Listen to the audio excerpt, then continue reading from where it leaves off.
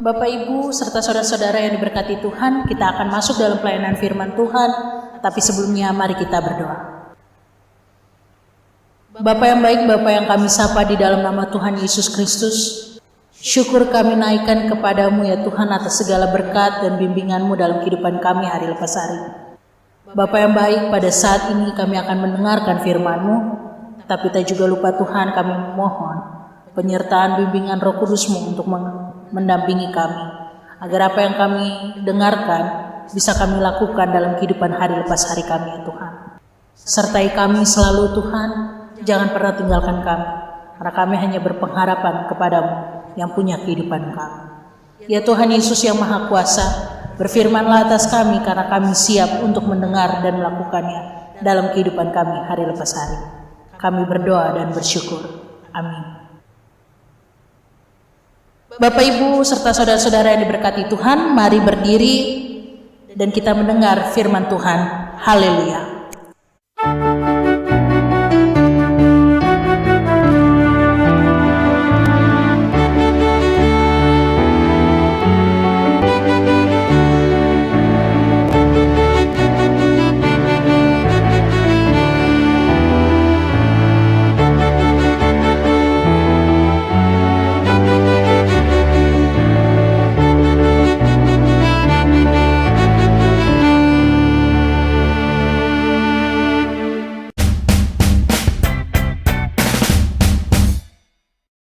Pembacaan Alkitab pada saat ini terambil dari Yoel 1 ayatnya yang pertama hingga ayatnya yang ke-12. Firman Tuhan yang datang kepada Yoel bin Petuel. Dengarlah ini hai para tua-tua, pasanglah telinga hai seluruh penduduk negeri. Pernahkah terjadi seperti ini dalam zamanmu atau dalam zaman nenek moyangmu? Ceritakanlah tentang itu kepada anak-anakmu dan biarkanlah anak-anakmu menceritakannya kepada anak-anak mereka dan anak-anak mereka kepada angkatan yang kemudian. Apa yang ditinggalkan belalang pengerip telah dimakan belalang pindahan. Apa yang ditinggalkan belalang pindahan telah dimakan belalang pelompat, dan apa yang ditinggalkan belalang pelompat telah dimakan belalang pelahap. Bangunlah hai pemabuk dan menangislah. Merataplah hai semua peminum anggur, karena anggur baru sebab sudah dirampas dari mulut anggur itu. Sebab maju menyerang negeriku suatu bangsa yang kuat dan tidak terbilang banyaknya. Giginya bagaikan gigi singa dan taringnya bagaikan taring singa betina. Telah dibuatnya pohon anggur menjadi musnah dan pohon araku menjadi buntung. Dikelupasnya kulit sama sekali dan dilemparkannya, sehingga carang-carangnya menjadi putih. Merataplah seperti anak dara yang berlilitkan kain kabung, karena mempelai kekasih masa mudanya. Korban sajian dan korban curahan sudah lenyap dari rumah Tuhan, dan berkabunglah para imam yang ini pelayan-pelayan Tuhan. Ladang sudah musnah, tanah berkabung, sebab gandum sudah musnah, buah anggur sudah kering, minyak sudah menipis. Para petani menjadi malu, tukang-tukang kebun anggur meratap karena gandum dan karena jelai, sebab sudah musnah panen ladang. Pohon anggur sudah kering dan pohon ara sudah merana, pohon delima dan juga pohon korma dan pohon apel, segala pohon di padang sudah mengering. Sungguh kegirangan melayu dari antara anak-anak manusia. Demikian pembacaan firman Tuhan. Hendaklah sabda Kristus diam dengan segala kekayaannya di antara kamu, dan ucaplah syukur kepada Allah.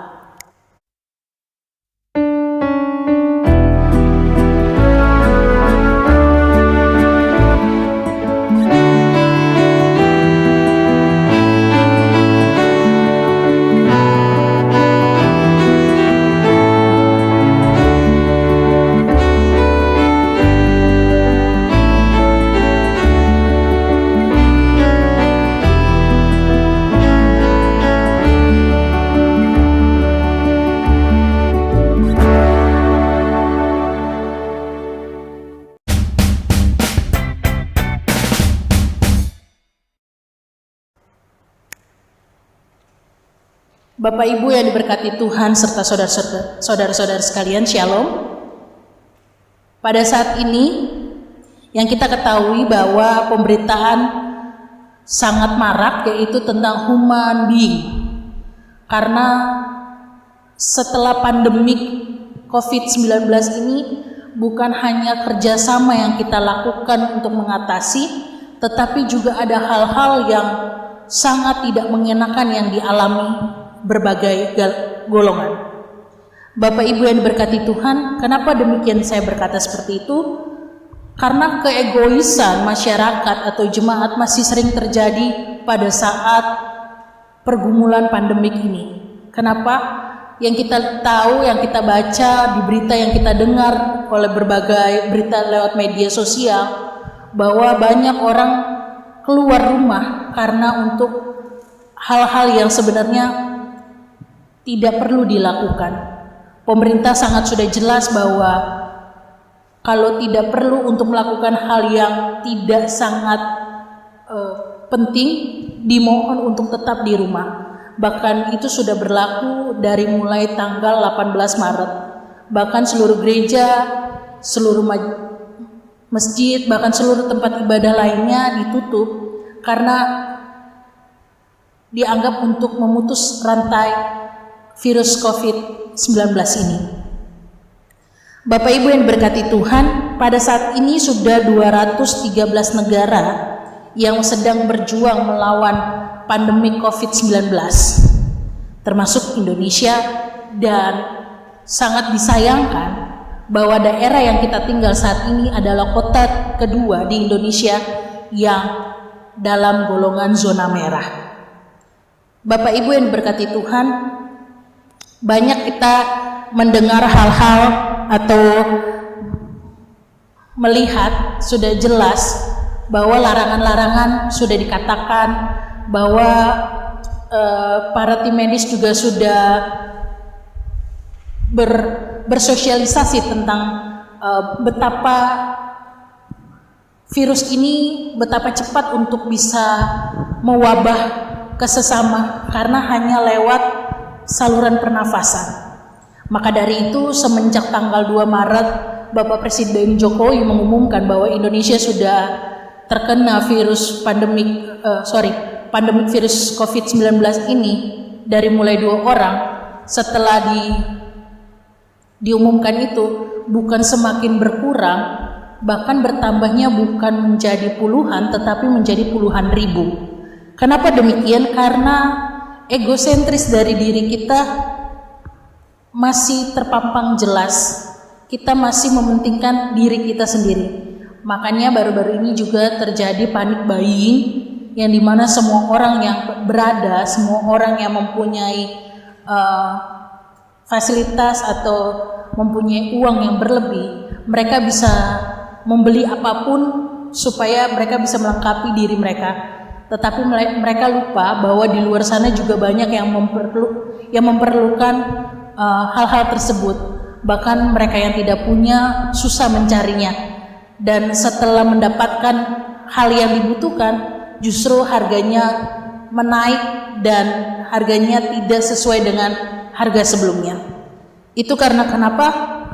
Karena apa yang kita alami, kita belum bisa mengerti bahwa ini bukan hanya kita yang kita alami, tetapi kita mengalami ini semua di seluruh muka bumi ini.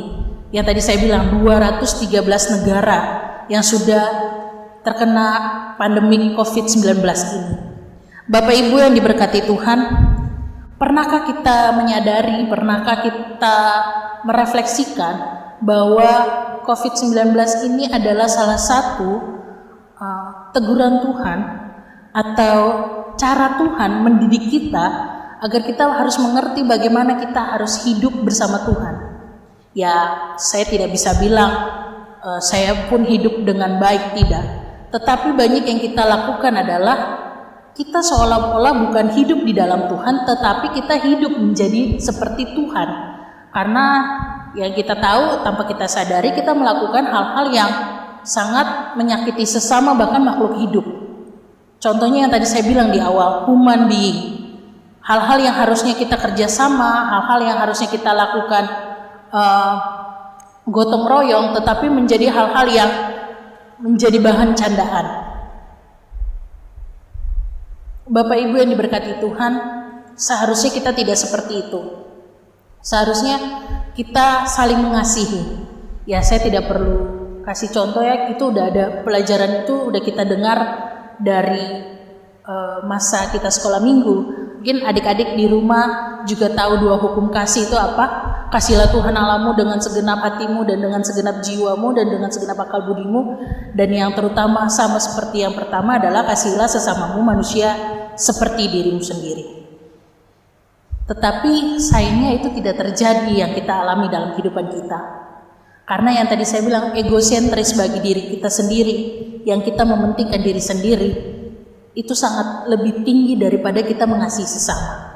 Marilah Bapak Ibu, pembacaan kita saat ini adalah bukan hanya teguran Yoel, nubuat Yoel terhadap bangsa Israel pada masa itu, tetapi juga pada saat ini yang kita alami.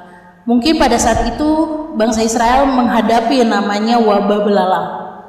Sampai wabah belalang itu merugikan banyak aspek ekonomi, sosial, bahkan rumah ibadah. Sama seperti kita pada saat ini. Kita tidak bisa menyalahkan wabah belalang itu salah atau pandemi COVID-19 ini salah. Kita tidak bisa, atau kita tidak bisa juga menerka-nerka kenapa ini harus terjadi, kenapa begini, kenapa begitu. Itu sering yang kita lakukan. Kita tidak pernah melihat apa yang sudah kita lakukan. Contohnya, sering kita menunjuk orang lain untuk melakukan hal yang kita tidak mau lakukan. Baru setelah orang itu melakukan, kita dengan gampang mengkritik atau kita mengkritisi dia dengan seolah-olah bahwa dia tidak melakukan dengan baik. Padahal ketika kita diminta untuk melakukan hal itu, kita tidak mau. Bapak Ibu yang diberkati Tuhan, Yoel mengingatkan bagi bangsa Israel untuk meratap dan memohon kepada Tuhan atas apa yang telah mereka perbuat itu salah. Kenapa? Karena pada masa wabah belalang ini pun terjadi karena bangsa Israel yang masih menjual Tuhan, bangsa Israel yang menyembah berhala, bangsa Israel yang memberontak dengan apa yang Tuhan kehendaki. Ya, tidak bisa dipungkiri, kita pun masih sama seperti begitu. Kita masih melawan yang namanya kehendak Tuhan. Kita masih secara tidak langsung menyembah berhala, yaitu kalau sekarang lebih berhalanya modern kali ya Bapak Ibu serta saudara-saudara kalian. Bahkan saya pun juga demikian melakukan hal yang sama. Tetapi marilah kita belajar bersama-sama lewat firman yang kita baca pada saat ini, bahwa Yoel mengatakan kita harus bertobat. Kita harus mengkoreksi diri kita agar kita memahami bahwa apa yang kita lakukan tidak selalunya itu benar, bahwa apa yang kita lakukan tidak selalunya itu disenangi orang lain, bahwa apa yang kita lakukan Tuhan berkenan kepada kita. Bapak Ibu serta saudara-saudara yang diberkati Tuhan, kemarin saya menonton IGTV-nya Najwa Shihab, kalau Bapak Ibu serta saudara-saudara kenal. Di situ dia menyampaikan sesuatu pesan dari masyarakat tentang kenapa kita udah berbulan-bulan di rumah, kita sudah berjuang supaya memutus mata rantai pandemi COVID-19 ini, bahkan banyak yang di PHK, banyak ada pengurangan gaji, bahkan dirumahkan, bahkan ada yang para tim medis yang dengan rela mereka berjuang melawan COVID-19 ini untuk merawat dan menjaga para pasien, sehingga mereka pun juga terkena, bahkan mereka sudah lebih mendahului kita ke rumah Bapa yang Maha Kudus. Segala sesuatu yang mereka sudah lakukan dianggap sia-sia, karena masih banyak di luar sana orang-orang pergi keluar tanpa mementingkan, karena apa yang mereka pikirkan, oh saya baru pergi 1 kali juga nggak apa-apa, nggak bakal terkena. Padahal itu bisa saja kita terkena. Imun kita bisa kuat, tetapi orang yang di rumah belum tentu. Itu sering terjadi, sering dikatakan oleh para dokter, para tim medis, atau bahkan para orang-orang yang memang saat ini sedang berjuang untuk memutus mata rantai pandemi COVID-19 ini. Bapak Ibu yang diberkati Tuhan, Pada saat itu Najwa Shihab merespon bukan untuk membela mereka bahwa iya ya, kenapa mesti orang-orang di luar sana keluar, orang-orang di sana tidak mementingkan sesamanya, tidak. Di situ dia mengatakan bahwa tidak perlu kita menilai orang lain, tidak perlu kita mengkritisi orang lain yang di luar sana untuk keluar, tetapi marilah kita mengkoreksi diri kita. Ketika kita di dalam rumah, ketika kita mendengar apa yang dikatakan untuk menjadi baik, bukan buat kita sendiri tetapi buat semuanya, untuk sesama kita, baiklah kita lakukan itu. Jangan seolah-olah kita menghakimi orang lain dan kita mau melakukan hal tersebut yang dilakukan orang lain. Kalau demikian bukannya adalah hal yang sangat lucu ya Bapak Ibu diberkati Tuhan. Karena kenapa? Ya kalau bisa dibilang kita sama seperti mereka. Kita egois dan kita tidak mementingkan perasaan sesama kita yang sedang mengalami duka cita. Bapak Ibu yang diberkati Tuhan, manusia diciptakan di dalam dunia, tetapi bukan sama menjadi dengan dunia. Manusia memang bekerja dalam dunia, tetapi manusia bukan menjadi batu sandungan di dunia, harusnya menjadi berkat di dunia. Sering sekali saya mengatakan, saya mau jadi terang dan garam bagi sekitar. Tapi terkadang kita bukan menjadi terang dan garam, bahkan kita diterangi dan digarami oleh dunia. Karena segala sesuatu yang kita lakukan, kita masih bisa dibilang kita masih ya, tidak. Tapi marilah kita belajar dengan apa yang kita baca saat ini. Bahwa Yoel menginginkan bangsa Israel dan kita saat ini untuk mengkoreksi diri kita.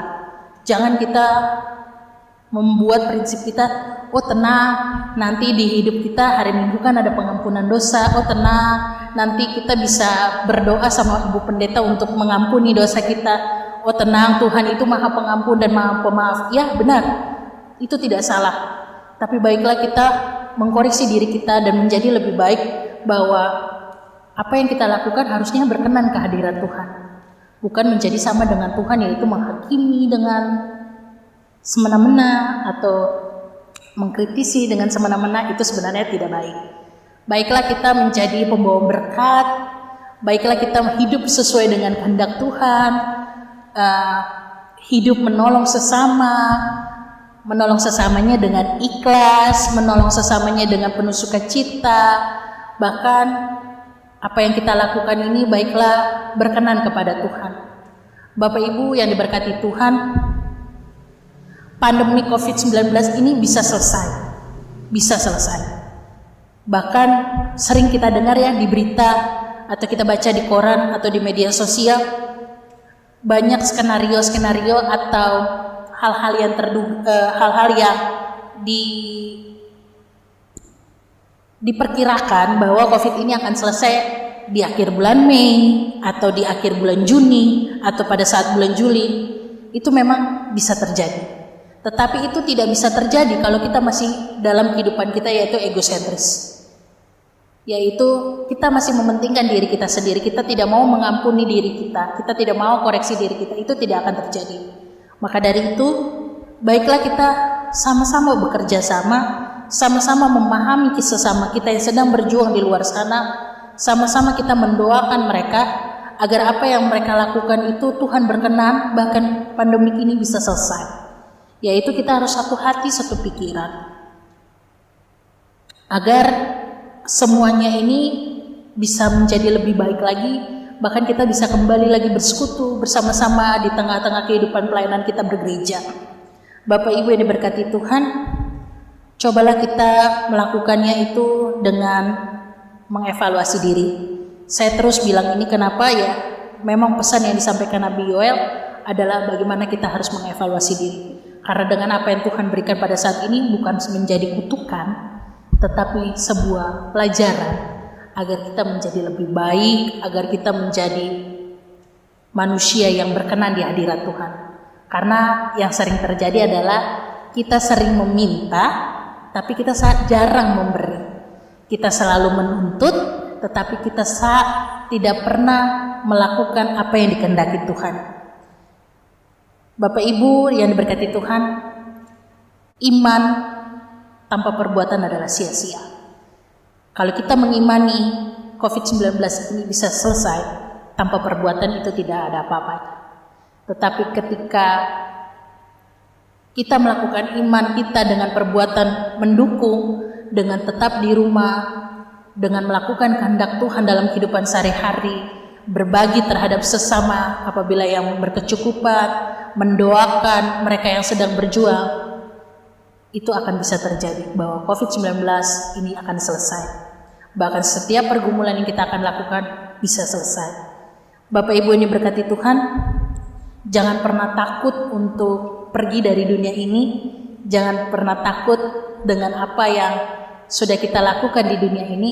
Karena apabila kita melakukannya dengan tulus, ikhlas, dan sesuai dengan kehendak Tuhan, maka Tuhan itu memperhitungkan semuanya.